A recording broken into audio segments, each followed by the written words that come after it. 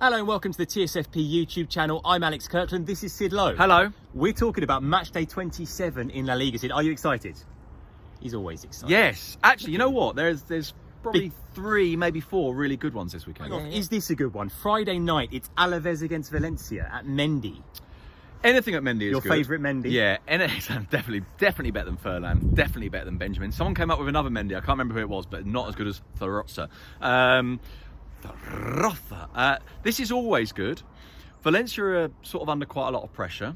Alaves are kind of safe, but not safe enough yet to kind of take it as granted. Dipping in and out of safety. Yeah, and I think they'll fundamentally be all right, and I think fundamentally we'll probably see the last 7 or 8 games of the season being irrelevant for them.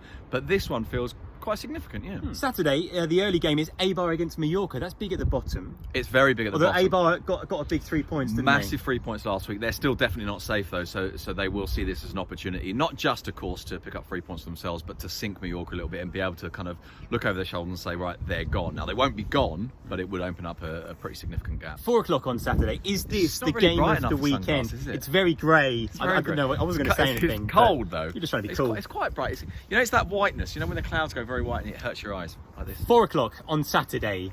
Is this the game of the weekend? Atletico Madrid against Sevilla. Yes, it probably is the game. It absolutely is. I mean, it might not be a great game in that it might not necessarily be that open, and certainly the Sevilla fans feel like their side are not as expansive as they were earlier in the season, and they're really frustrated with Where Lopetegui. Are we with Lopetegui and Sevilla right now? I think Lopetegui is 2 or 3 games away, 2 or 3 bad games away from this going really bad, and you know the fans are already. They are currently third. I know, exactly. They're still alive in the Europa League, of course. They've got a difficult tie, although I suppose who knows what will happen in terms of whether they'll be playing behind closed doors and so on, whether that'll have an impact.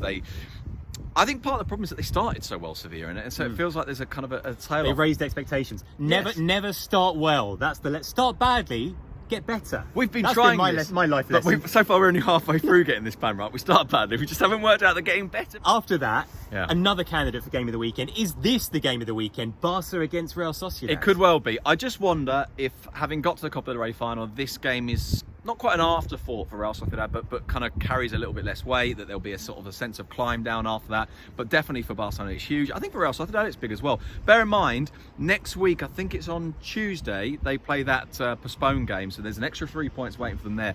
Real Sociedad are very definitely in the fight, not just for the final Champions League place, but possibly even for third. Keep an eye on Eder Sarabia on the Barca bench, because he will be talking like this the whole time. Well, that's the thing. Everyone will be keeping an eye on him. And I imagine, you know what they might do? I think they might do the Lego thing. I reckon they might drill a couple of holes in his bottom, put a couple of little like knobbly bits on the bench and sit in there so that he can't move. I was going to say wear a coronavirus-style mask.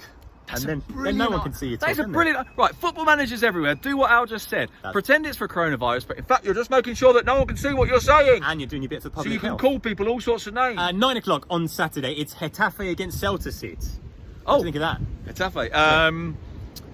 Well, this is big for Celta, less so for Getafe, although they are still quickly. We're restarting recording after the wind just blew over the tripod. You know, I don't think it was the wind. I think it was that the tripod knew that the game we were talking about was Getafe, so it decided to be like Getafe's player and throw itself on the floor! Waste a load of time! Let's move on to Sunday, shall we? The early kick-off on Sunday, Osasuna against Espanyol. Espanyol, I can't tell you how desperate they are for a win. Imagine how bad they'd be without R.D.T.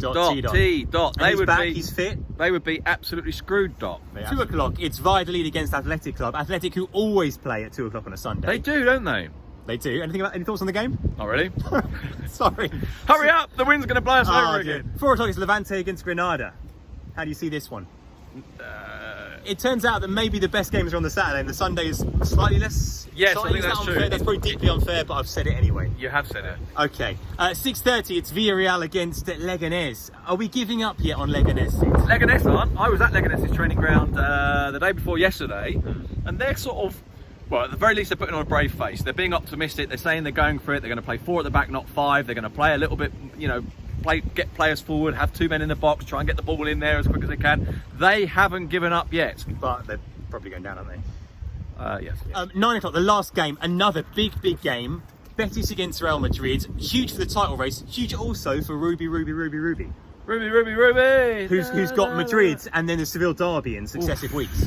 And he's under pressure, and they haven't, is it 7 weeks, I think, without a victory now for them? It's a long time. And they're a weird team. Might he get sacked? Or will they just stick with him until I think the tripod was about to go. Don't worry, carry on. Will he get sacked?